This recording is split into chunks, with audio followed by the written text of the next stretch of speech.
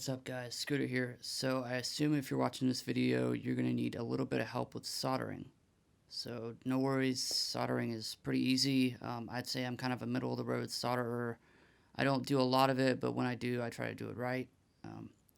Soldering really is just taking, let's say a wire and an input jack. Those two by themselves won't make a connection. They need something to, I guess, mold them together. So that's really what solder is that mold to mold two things together to make a connection. It's really the basis of anything musical related. So you got pickups, you got patch cables, all that kind of stuff needs solder to, I guess, be able to work. They do have solderless patch cables and different things like that, but really, if you know how to solder, you can save a lot of money in the long run by making your own patch cables, things like that. Really, today I'm just going to show you the fundamentals. I'm not really going to do a deep dive into it. I just want to lay the groundwork for you guys to be able to go off on your own and do this. So if you have all the necessary components, feel free to follow along, or if you're just curious, just feel free to watch. Alright, let's go to the workbench and get everything set up.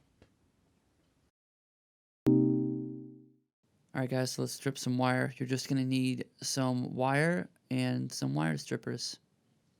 So just as an example, I'm just going to cut a little bit of this wire so we can strip both ends.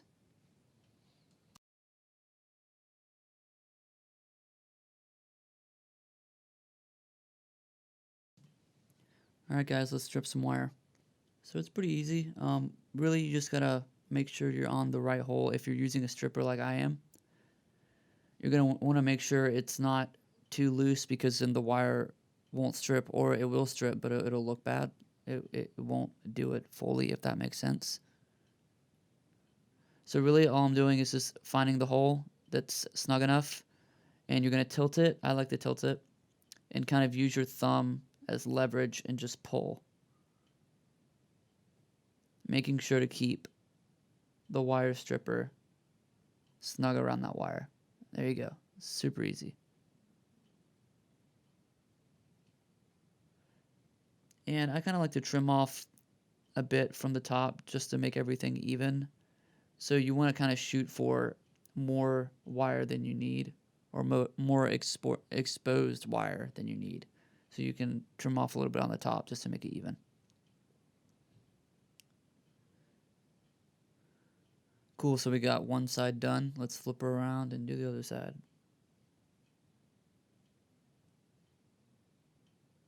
Same process, guys. Find the right hole.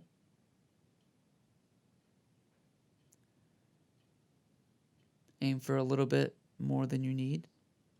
And just pull. It's pretty easy. And once you do it enough times, you'll get the hang of it. You'll kind of feel if it's not snug enough, or if it is, by when you pull, you'll feel the resistance. That's it, guys. That's stripping wires. Let's move on to soldering. Just wanted to preface this soldering segment with a word of caution. Soldering irons can get pretty hot, so you want to be sure that you are pretty much always in control of it. You always know where it's at, and you have a clean workspace, so nothing's in the way of you soldering stuff. There have been times where, I've been reckless starting out, and I've gotten burned, and it sucks. It hurts. So, yeah, I want to save you guys from that hassle. Just respect the iron, I guess. Cool. All right, let's get to soldering. So you've got your soldering iron nice and hot. You're ready to go.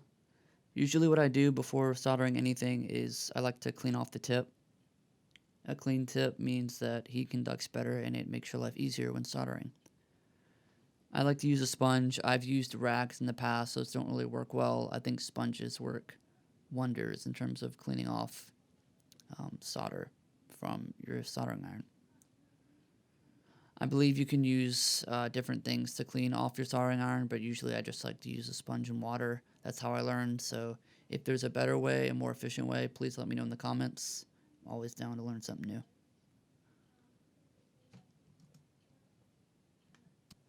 What I have on the bench is an old SM57 As you can see, the black wire had frayed off, so I had to strip that back, and we're going to make a new connection real quick. Let's get to it. So as I was taught, it's important to feed the solder to the soldering iron. You want to heat up the point that you're soldering and slowly feed solder, and you don't want to like put solder on the soldering iron and then try and do it. So as you can see, nice, clean connection. I like to go back sometimes and just spread it around just to make it a little bit cleaner. There you go. That's really all there is to it, guys. Super easy. Really, you just want to make sure your soldering iron is hot enough, you have a clean tip, and you have good solder, and the rest should take care of itself. So really, that's all there is to it in terms of stripping wire and soldering. I hope this provided a good foundation for you guys to go off and do this kind of stuff on your own. I think it's probably one of the most therapeutic things for me to do is just sit down with a cup of coffee and just go at it with a soldering iron. It's just so much fun. Yeah, so thanks guys for watching, and I hope you subscribe, share the video if you want, and as always, happy listening. See you guys.